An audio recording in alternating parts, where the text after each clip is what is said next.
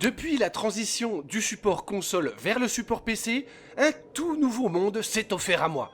Un monde plein à craquer de jeux de niche à découvrir, de nouveaux gameplays à expérimenter, de nouvelles histoires à parcourir et de nouveaux univers passionnants créés par des passionnés pour que ma passion puisse perdurer et putain ça fait beaucoup de paix à postillonner.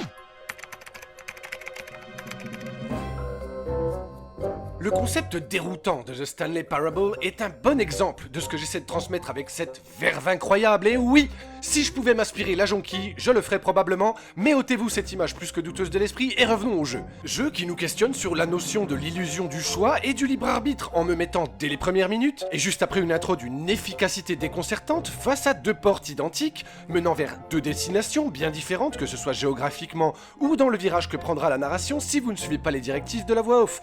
Délicieusement suave, qui vous accompagne tout au long de votre expérience. Un titre que je conseille donc vigoureusement de parcourir si, tout comme moi, vous êtes un incroyable chieur avec un goût certain pour la provocation et dépourvu de toute forme de nuance dans les choix que vous prenez au quotidien. Un mindfuck absolu donc, qui vous amènera peut-être ou pas à jouer au génialissime Portal ou encore au légendaire Minecraft simplement à cause des décisions douteuses que vous aurez prises et dans mon cas, bon, bah c'est pas pareil parce que moi, à la base des bases, je suis quand même un gros con.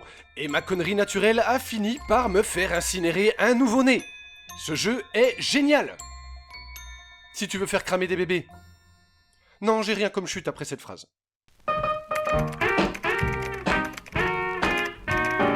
Alors passons et enchaînons directement avec, je ne sais pas, par exemple un jeu qui mettrait ton sang-froid à l'épreuve, qui pousserait ton habileté à communiquer avec un binôme, habileté qui définirait le succès flamboyant ou l'échec absolu d'une mission périlleuse à laquelle tu te serais exposé volontairement. Déchiffrer un manuel et pas Manuel ton voisin portugais à l'accent improbable. Non, un manuel qui expliquerait en détail des étapes nécessaires pour, je ne sais pas, désamorcer une bombe par exemple. J'en fais trop peut-être, oui probablement. Keep Talking and Nobody Explodes fait aussi partie des titres au design ingénieux parce qu'à ma connaissance, il n'en existe aucun autre dans le genre. Tu ne connais pas ? Eh bien, bouge pas que je t'explique, viewer lambda non abonné. Imagine deux joueurs. Par exemple, toi et ton amie Cindy. On a tous une amie Cindy. Tu sais, celle avec les cheveux bien trop lissés, du maquillage plein la gueule, et le piercing astucieusement placé au-dessus de la lèvre. Ah oui, et le croc-top bien trop serré qui accentue le panorama sur le ventre à 3 étages qu'elle arbore quand elle est assise justement devant son menu Maxi Best-of 4 fois par semaine. On a tous une amie Cindy, mais peut-être que je m'égare un peu. Un joueur sur le jeu, qui au passage est jouable en VR. Assis, tout seul, dans une pièce obscure avec devant lui une mallette jonchée de petits boutons qui clignotent, et un compte à rebours qui, une fois arrivé à 0, ferait probablement fondre ton amie Cindy donc, qui elle possède le fameux manuel expliquant comment tout ce merdier fonctionne. Subtilité, tu ne vois pas le manuel et elle ne voit pas la bombe. Et là un superbe gameplay asymétrique se met en place où tu vas tenter maladroitement de décrire ce que tu as sous les yeux pendant que ton binôme à la bedaine opulente essaiera de son côté d'interpréter tes dires en tournant frénétiquement les pages que ses mains peinent à agripper malgré la moiteur de ses doigts que le stress de la situation provoque. Et il y parvient. Un module, avec 6 fils de couleurs. 1 minute sur les 5 autorisés se sont déjà écoulés. Une de plus pour lire et comprendre le mécanisme, et là le jeu commence. De quelle couleur sont les fils ? Eh bien de haut en bas, blanc, jaune, bleu, bleu, jaune, jaune. Ah ok, nous rétorque Bouboule d'une voix indécise, 2 mots, 2 secondes de perdu. Trop long Bouboule, bien trop long. S'il n'y a pas de fil jaune, et si le dernier chiffre du numéro de série est impair, coupez le 3e fil. De quoi ? Quel numéro de série ? Oh là, un numéro de série ! Mais on s'en tape du bidon, on s'en tape. Il y a des fils jaunes de toute façon, je t'ai dit. Ok, sinon, s'il y a exactement un fil jaune et plus d'un fil blanc, coupez le 4e fil. Il y a qu'un seul fil blanc, continue Cindy, continue. Et rentre ton ventre, bordel, j'ai ton nombril qui appuie sur le clavier. Faute grave. Et oui, même pas le temps de la vanner, la gourgandine. Quelques secondes de plus en moins pour cette attaque gratuite. Sinon, s'il n'y a pas de fil rouge, coupez le dernier fil. Le dernier fil. C'est ça. Je coupe le dernier fil.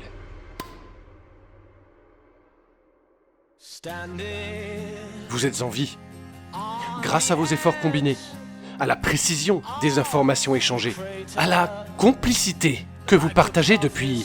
Ah merde, 4 minutes 57.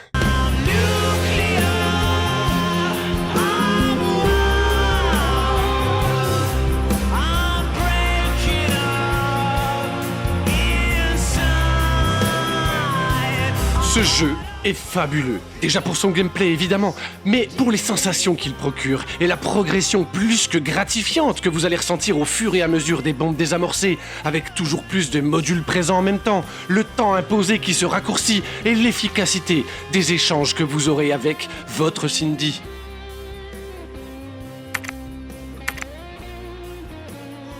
Et oui, dès qu'on esquive la redondance des grosses productions annuelles que je m'efforce de tacler au niveau des genoux dès que l'occasion se présente, salut Ubisoft, on peut alors commencer à chercher. Puis ensuite, et parce qu'il existe un jeu pour chaque être humain sur ce caillou, on peut trouver le titre qui nous correspondra, celui dont on avait besoin pour ressentir une émotion particulière à un moment particulier.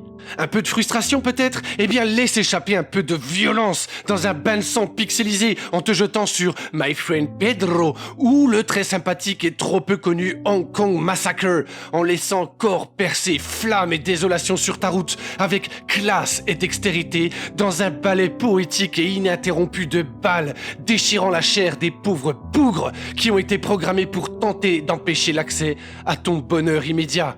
Ne te laisse pas envahir par la routine d'une vie monotone et désespérément prévisible, non! Laisse-toi plutôt envahir par Journey, qui te propose un voyage magnifique, bercé par la légèreté de son protagoniste, que tu feras virevolter, soulevant le sable brillant et chaud des environnements tous plus somptueux les uns que les autres sur une bande-son originale envoûtante. Mais pas plus. Gardons d'autres titres pour d'autres épisodes, chers amis inconnus, et passons sur un instant plus solennel et définitivement nécessaire.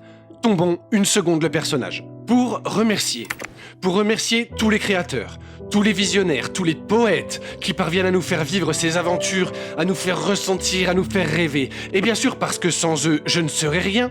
Merci à vous, chers abonnés, des plus anciens aux plus fraîchement débarqués, pour votre soutien, votre patience et votre assiduité. Merci à celle qui vérifie mes conneries avant de poster, qui donne son avis avisé pour m'empêcher de déconner. Merci à la muse qui m'a tout inspiré, de l'écriture bien plus soignée au jeu d'acteur plus passionné. Putain, c'est fou ce qu'elle peut me manquer, une évidence. Madame, merci bien sûr d'exister. Merci aux gros cons qui m'ont sollicité. Oui, Nokir, aide-moi à écrire. T'es quand même un demi-dieu. Quelle éloquence incroyable, quel charisme et quel gigantesque calme.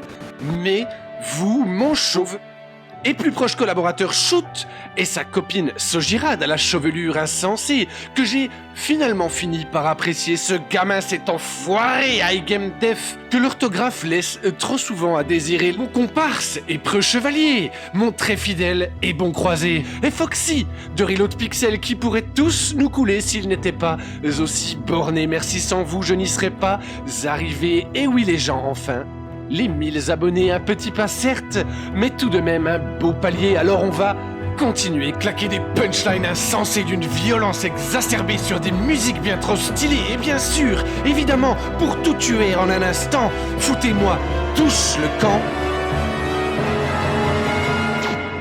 Nokir, terminé.